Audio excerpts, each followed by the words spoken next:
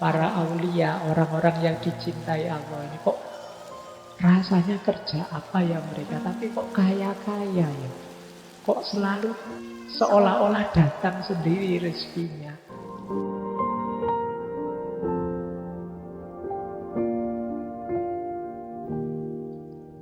Orang itu kan kalau dekat terus biasanya terus jadi tidak kritis. Jeleknya tidak kelihatan. Nah, jadi berilmu, beramal, kemudian menjauh sebentar untuk refleksi. Dari situ cinta akan muncul, berkembang. Dan kata Syekh di belakang itu, jangan dikira dengan uzlah itu kita akan tenggelam, dilupakan orang. Kata Syekh banyak cerita. Dengan kehendaknya Allah, justru perbuatan itu mampu memasburkan, memperharum namamu di hadapan makhluk. Bahkan semakin menambah bagianmu. Kadang-kadang kan kita heran. Para aulia, orang-orang yang dicintai Allah ini kok rasanya kerja apa ya mereka, tapi kok kaya-kaya ya. Kok selalu seolah-olah datang sendiri rezekinya. Mereka masyhur, terkenal, banyak orang ngerti tanpa harus bikin akun Instagram, YouTube, dan lain-lain. Mengapa? Ridho Allah, perkenan Allah, dengan kehendaknya Allah. Kalau Allah menganggap bahwa kemasyhuranmu bermanfaat bagi umat, insya Allah akan ditakdir masyhur, harum nama demi kemanfaatan makhluk. Kalian tidak usah sibuk mikir itu. Sibukmu adalah memperbaiki diri, mencintai Allah setulus mungkin. Jadi rumus pertama uzlah. Rumus kedua ridho. Apapun ketetapannya. Orang yang dicintai Allah tentu rela atas ketentuannya, tidak memerlukan pertolongan dari selain Dia. Baginya kepahitan seorang fakir adalah kenikmatan. Ridho kepadanya dan merasa nikmat jika bersamanya. Letak kaya itu di pikiran. Nikmat jika sedang merasakan sakit. Jinak jika berada dalam ketakutan. Alangkah beruntung wahai orang yang sabar. Wahai orang yang rela. Wahai orang yang memadamkan hawa nafsunya. Saya lanjutkan. Pecinta Allah adalah tamu di sisinya. Dan tamu tidak milih makanan, minuman, pakaian yang disediakan oleh tuan rumah dalam segala situasinya. Namun jika ia senantiasa terus-menerus berdiam, sabar, rela, maka kepada tamu yang seperti itu katakan gembiralah atas apa yang engkau lihat dan jumpai. Jadi ini maksudnya, cirinya untuk jalan kita mendapatkan cinta pada Allah adalah ridho. Kita ini ibarat tamunya Allah. Kita ini sahabat yang sedang bertamu kepada Allah. Makanya kita dekat dengan Allah. Tamu yang baik itu tidak milih, tidak pesen makan minum, milih makanan. Kan kita kalau bertamu kan tidak pesen. Wah, saya bertamu siang-siang nih haus, saya minta es teh 2, es teh kan tidak begitu. Terserah saja tuan rumah ngasih apa, aku ridho, aku rela. Ini menunjukkan kita sayang pada yang kita tamui, yang kita dekati. Dan percayalah yang kita tamui itu, kalau dia sayang pada kita, karena ini Allah pasti sangat sayang pada kita, yang diberikan pasti yang versi terbaik untuk kita. Meskipun karena keterbatasan-keterbatasan kita, mungkin kita sering kurang bisa membaca versi terbaik ini. Kadang-kadang kita membacanya dianggapnya itu siksaan, dianggapnya itu ujian berat, padahal mungkin manfaatnya banyak. Kayak kita bertamu terus disuguhi jamu misalnya, itu kan bagi kita, wah, orang bertamu kok disuguhi jamu, ya ini dianggap kita orang sakit, apa pahit loh, itu tidak enak diminumnya. Kita tidak sadar bahwa disuguhi jamu itu nanti selesai bertamu kita akan segar luar biasa. Daripada kita disuguhi teh yang sangat manis, yang nanti begitu pulang nanti gula darahnya naik misalnya, dan lain sebagainya, ilustrasinya. Maka ridhoi saja, relakan saja apapun pemberian Allah.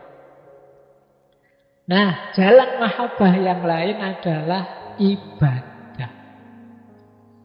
Jangan lupa Syekh Abdul Qadir Jailani itu selain sufi juga faqih. Jadi beliau madhab Hambali. Bahkan ada yang bilang beliau ini pernah jadi mufti di Mesir. Nah, kata Syekh, jika ibadahmu benar, pasti Allah mencintaimu. Itu yang engkau rasakan di hatimu, yang membuat hatimu mesra bersamanya. Takorrub pun tanpa disertai susah payah, dan engkau tidak merasa kesepian karena Allah bersamamu. Lalu engkau terus-menerus ridho kepadanya dalam segala hal. Bahkan andai saja dunia ini terasa sempit dan peluang-peluangnya tertutup bagimu, engkau merasa Allah yang maha luas tetap bersamamu. Jadi orang yang mencintai itu, jalur yang diambil adalah jalur ibadah, pengabdian total sepenuhnya kepada Allah. Jadi kalau ada yang nganggap wah sufi itu sudah tidak sholat lagi, tidak ibadah lagi, tidak. Di hampir semua sufi yang sering kita lihat itu selalu menyarankan tidak meninggalkan syariat ibadah. Jika ibadah kita benar, insya Allah Allah mencintai kita. Kalau Allah mencintai kita, pasti akan ada efek positifnya dalam hidup kita. Pasti akan terasa. Kebaikan-kebaikan akan kita lakukan, takorrub yang kita lakukan itu akan berjalan tanpa susah payah. Kita tidak akan kesepian lagi. Kita akan lahir ridho pada Allah. Tadi kan kita disuruh ridho. Kalau kita aktif dan semangat beribadah, di antara keistimewaan yang dianugerahkan Allah adalah ridho dan juga kelapangan hidup. Nah, ini jalan ibadah. Saya lanjutkan. Nah, jalan lain mahabbah adalah bagaimana kita jadi rahmat bagi sesama. Jadi berarti apa? Kalau kita sudah mencintai Allah, jalan yang lain untuk menumbuhkan cinta Allah pada kita adalah mari kita bekerja, kemudian mengambil manfaat dari kerja kita, membantu fakir miskin, menjadi rahmat bagi sesama. Ringkasnya, mari kehadiran kita bernilai positif, kontributif pada sekeliling kita. Jangan hanya kita senang-senang gembira karena kedekatan kita pada Allah, kita juga harus peduli sesama. Kita juga harus ikut bersama-sama ngajak mereka, ngajak yang lain untuk juga dekat dan mencintai Allah. Berarti hadir kita jadi rahmat bagi sesama. Kata Syekh, beliau mengutip sabda Rasulullah, manusia itu adalah keluarganya Allah. Dan manusia yang paling dicintai Allah adalah yang paling berguna bagi keluarganya. Mari kita jadi orang yang paling berguna bagi keluarga kita. Siapa keluarga kita? Manusia. Semuanya saja. Ini jalan cinta. Jadi jalan untuk menumbuhkan cintanya Allah pada kita dan cinta kita kepada Allah. Nah, jalan yang lain adalah melakukan segalanya demi dan untuk Allah. Jadi, kalau ini sudah sejak awal tadi kita jelaskan, orang yang mencintai itu melakukan apapun, niat awalnya karena Allah dan tujuan akhirnya untuk Allah.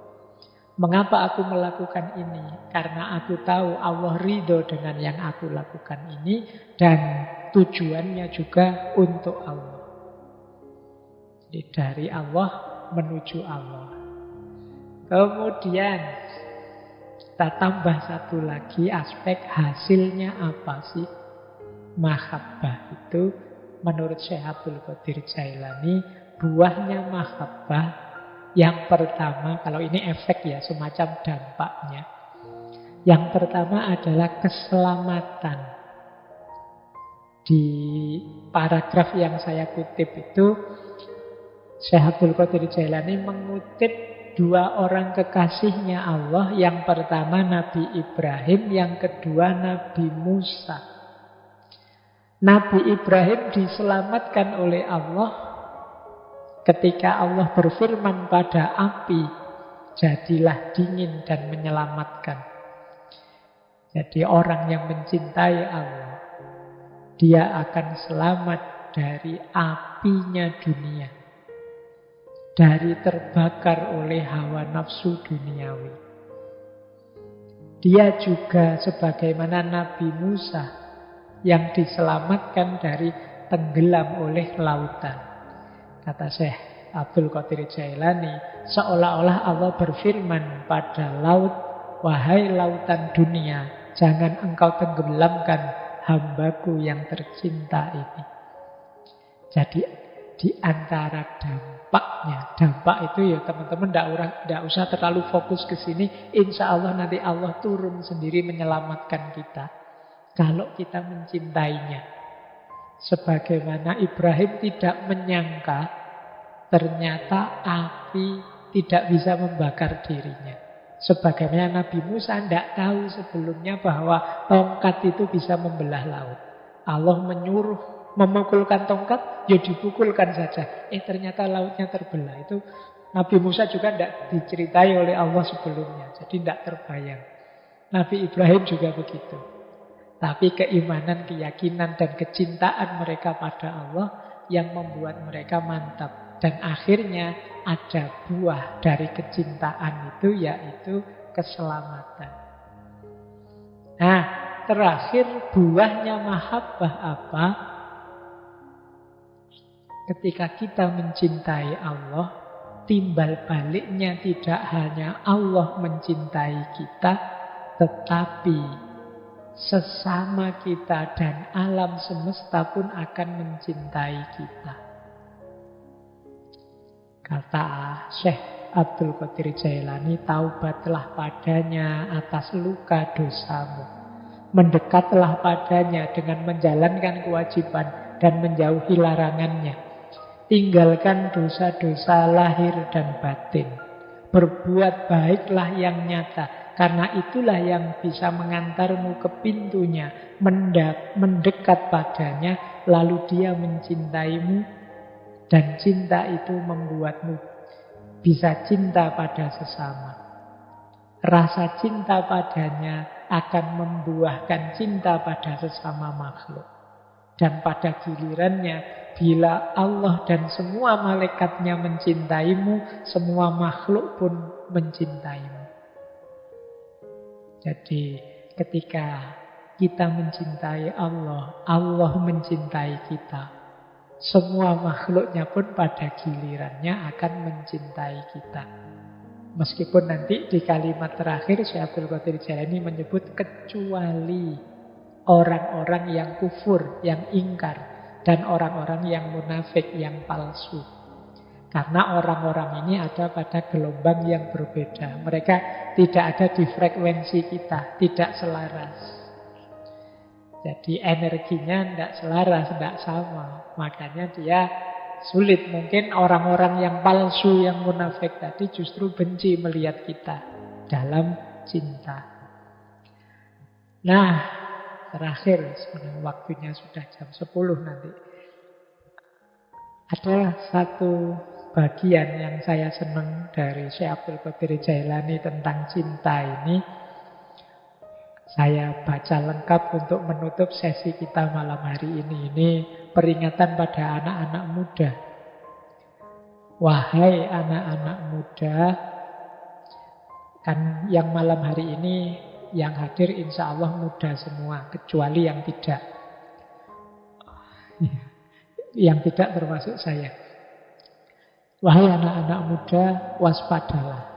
Jangan sampai Allah melihat di hatimu ada selain dirinya.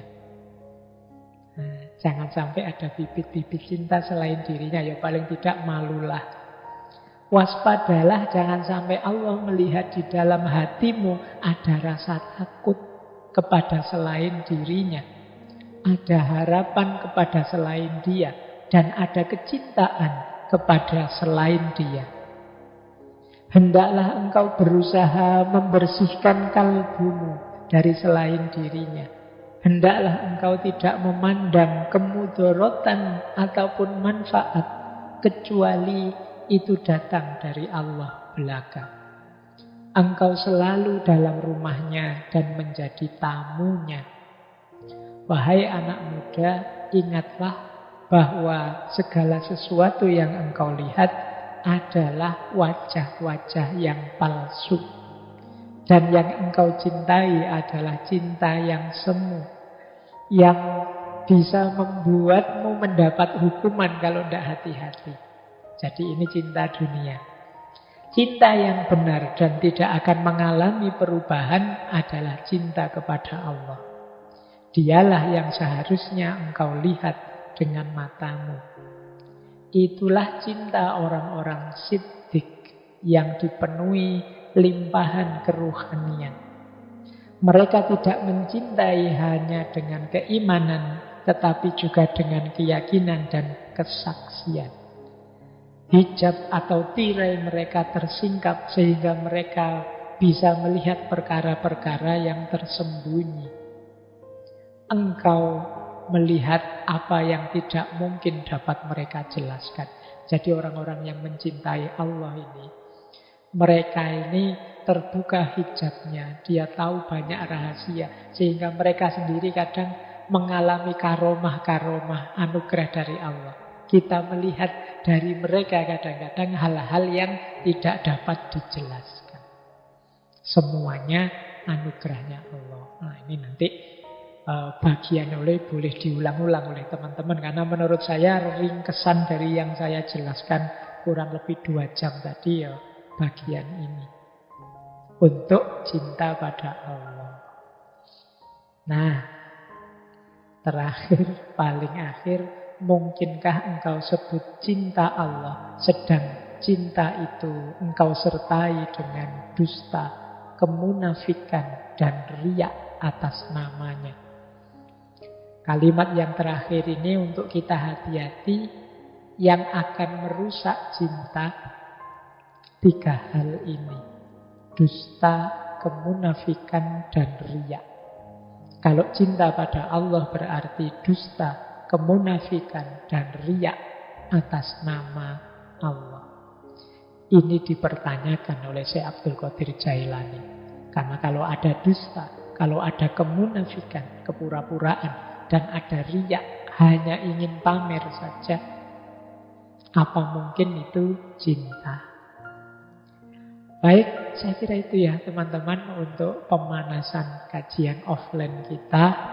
Insya Allah nanti kita lanjutkan di tokoh selanjutnya, wali Allah selanjutnya di minggu depan di tema yang sama. Saya akhiri sekian, kurang lebihnya mohon maaf. Wallahul muwaffiq, wallahu a'lam bissawab.